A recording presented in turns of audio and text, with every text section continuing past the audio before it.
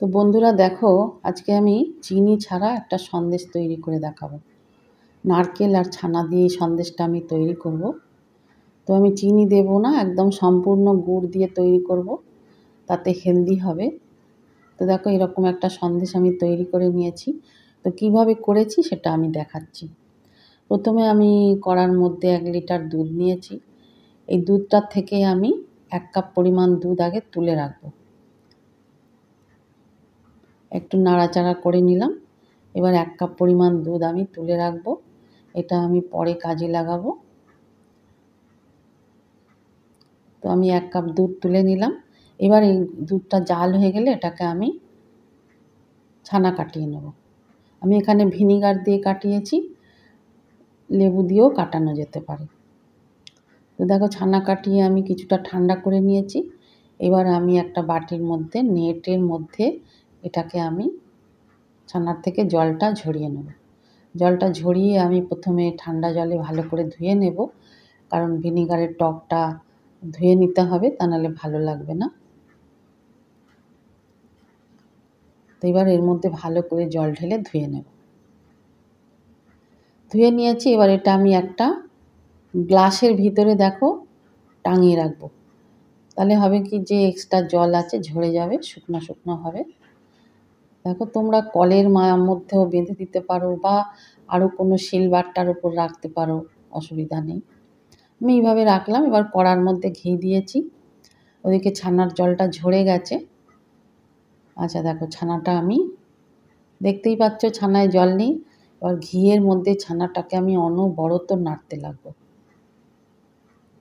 মানে তলায় না পুড়ে যায়। হ্যাঁ, অনবরত নাড়তে হবে। নাড়তে নাড়তে যতক্ষণ না ছানার একটা গন্ধ আছে ওটা না চলে যাচ্ছে, ততক্ষণ নাড়তে হবে। নাড়াচাড়া করে করে করে করে ছানার মধ্যে একটা সুন্দর গন্ধ আসবে।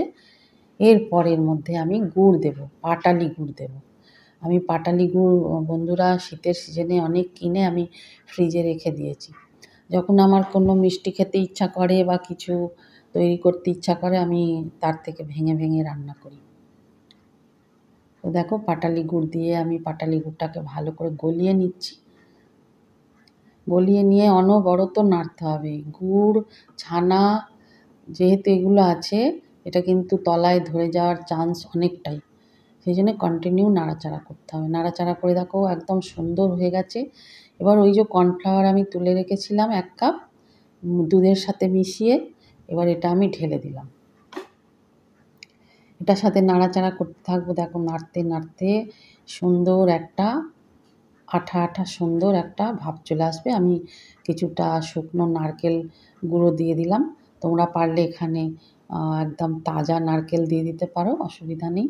কিন্তু এটা কন্টিনিউয়াস নাড়াচাড়া করতে হবে, যাতে তলায় ধরে না যায়। দেখতেই পাচ্ছ আমার কিন্তু কোনো রকম তলার কোনো রকম লেগে যায়নি। নাড়তে নাড়তে দেখতে পাচ্ছ কত সুন্দর একটা মণ্ড হয়ে যাচ্ছে। এবার এটাকে আমি দেখো এই বাটির মধ্যে ঘি মাখিয়ে নেব, নিয়ে এর মধ্যে দিয়ে দেবো। ঘি মাখিয়ে নিলাম। এবার এর মধ্যে আমি পুরো মণ্ডটা দিয়ে দেবো, দিয়ে একটু সেট করে নেব। দিয়ে দিলাম পুরোটা। আবার সেট করে 10 মিনিট রেখে তারপরে আমি এটা পিস করে নেব। হয়ে গেল 10 মিনিট রেখে। এইবার আমি এটাকে একটা পাত্রে ঢেলে পিস পিস করে কেটে নেব।